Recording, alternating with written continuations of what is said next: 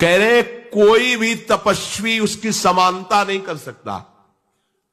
जिसकी जिह्वा के अग्रभाग पर उसने सारी तपस्याएं कर ली, सारे तीर्थ स्नान कर लिए, भागने की जरूरत नहीं, राधा राधा बोलो।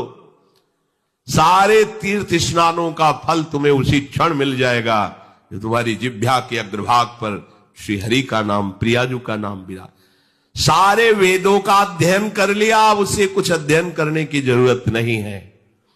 जो बड़ी बड़ी तपस्याओं से, तीर्थयाटन से, वेदाध्ययन से, यज्ञ आदि से गति मिलना दुर्लभ है, वो तुम्हें नाम से प्राप्त हो जाए। कौन हो, कहां हो, कैसे हो, कोई प्रश्न नहीं।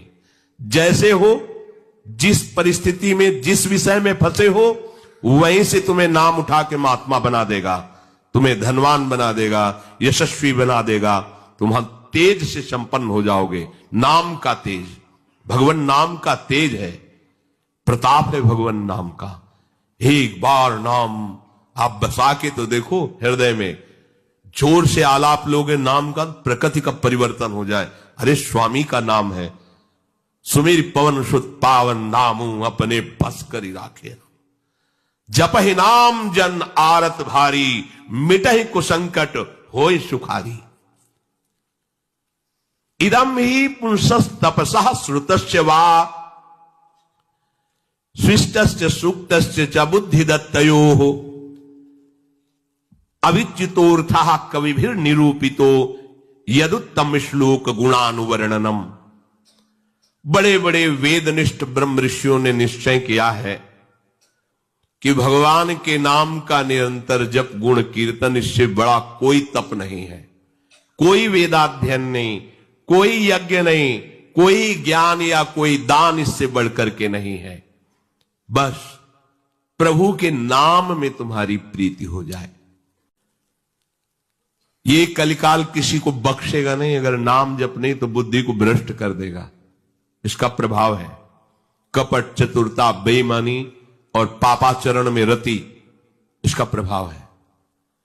कली इन दोषों से संपन्न है, पर एक इसका महान गुण है, जिसकी जिह्वा पे प्रभु का नाम होगा, इसके कोई भी दोष उसका स्पर्श नहीं कर सकते, और कली स्वयं भयभीत हो जाता है जिसकी जिह्वा पे नाम है। इसकी एक बड़ी प्रशंसा है, 10,000 वर्ष तपस्या करने पर जो फल मिलता है, 24 घंटे निरंतर नाम जप करने से मिल जाएगा। कलयुग की ये विशेष महिमा है। हम लोगों को भगवत प्राप्ति बड़ी सहज है। दाहिने पैर के अंगूठे के बल हाथ उठा के ऊपर से बोले कितने हो, 10,000 वर्ष। ऐसे 10 सेकंड नहीं खड़े हो सकते अपने लोग, नहीं, दाहिने पैर के अंगूठे के बल हाथ उठा के 10 सेकंड नहीं खड़े हो सकते। और वो उससे भगवान की प्राप्ति की बात नहीं कही गई, वो अलग अलग कामनाओं की अलग अलग लक्ष्य। 24 घंटे नाम कीर्तन करने से वो फल प्राप्त हो जो उनको 10,000 वर्ष ऐसे करने से। कलयुग का बड़ा प्रताप है। जो तुम स्वार्थ की पूर्ति चाहते हो या परमार्थ की पूर्ति चाहते हो, या तुम रोग का नाश चाहते हो, तो एकमात्र उपाय है भगवान के नाम का निरंतर जप करो। निरंतर शब्द में बड़ी कठिनता है, महात्मा जन इसी का प्रयास करते। अव्यावृत भजनात्, ये सिद्ध अवस्था है निरंतर भजन। आपसे निरंतर ना हो तो थोड़ी थोड़ी देर में स्मरण करने का अभ्यास बना लीजिए। एक बार सत्संग में कि अगर 5 मिनट में एक बार राधा बोल दो, कि हर 5 मिनट में एक बार राधा बोलना है। राधा 5 मिनट फुर्सत करो, चिंतन या कार्य जो कर रहे हो, पर 6वां मिनट न लगने पावे फिर 5 मिनट राधा। एक दिन आप देखना निरंतर नाम चलने लगेगा। इससे विषयों के प्रति जो आसक्ति है वो एक बार तो बढ़ेगी।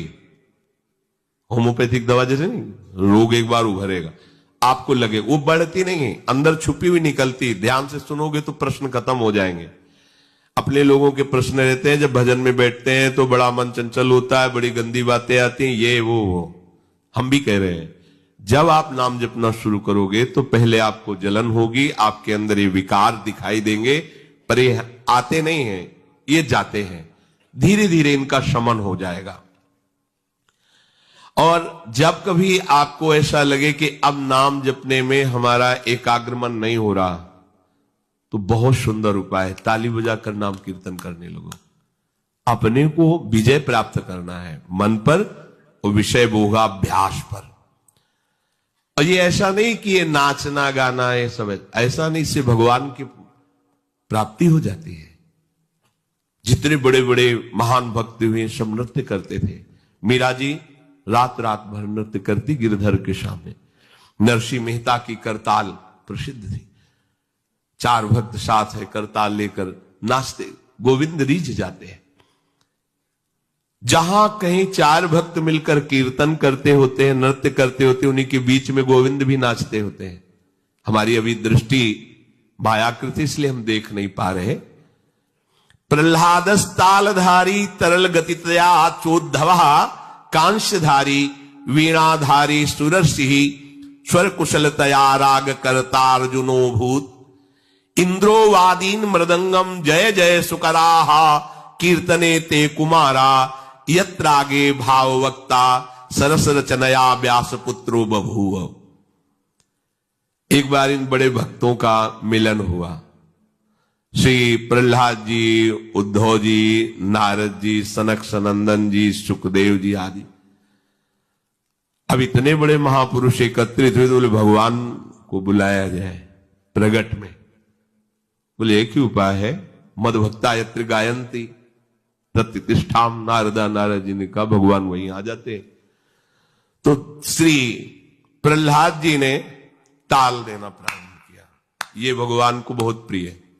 अगर आपको कोई संगीत नहीं आता तो भगवान का प्रिय संगीत है ये, राधा राधा राधा राधा राधा।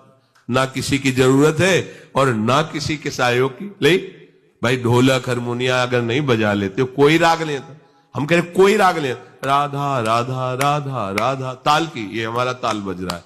ये बहुत बहुत ही काम की बात है। आप मान लीजिए, आपको मन लगाने के लिए बहुत बढ़िया उपाय और भगवत प्रसन्नता का बहुत बढ़िया उपाय। जहां आपका मन न लगे, शुरू आप देखना मन लग जाएगा। उद्धव जी ने मंजीरा उठाया। अब मंजीरा सब कोई न बजा पाए तो ऐसे ही उसको करते हो, राधा राधा राधा जय जय राधा वल्लभ श्री हरिवंश राधा वल्लभ से वो आ जाएगा बजाना। हम ये देख रहे हैं कि प्रभु समस्त कलाओं से युक्त है और आप उनका गुणगान करो तो सीख जाएंगे। इतनी बड़ी बच्ची है, स्कूल ही नहीं गई, पूरी चतुरासी जी कंठस्थ सुधा निधि। आश्चर्य है, सुधा निधि के श्लोक बोलने में व्याकरण पढ़े हुए भी लड़खड़ा जाएंगे और ककहरा नहीं पढ़े, गई नहीं स्कूल। ये सर्वाश्चर्य में सकल विद्या विदित रहस्य श्री हरिवंश हित। हमारी स्वामिनी सकल विद्या विदित है, आश्रय निर्मल हृदय ने लिया, वाणी प्रकाशित है। श्री चतुरासी जी कंठ। हम तो आश्चर्य, पर सर्वाश्चर्य में स्वामिनी जो, इसलिए क्या नहीं आपको ज्ञान हो जाएगा। आपको क्या पता नहीं चल जाएगा। जब प्रभु का पता चल गया तो सब उन्हीं में समाये हुए, सब ज्ञान आ जाए।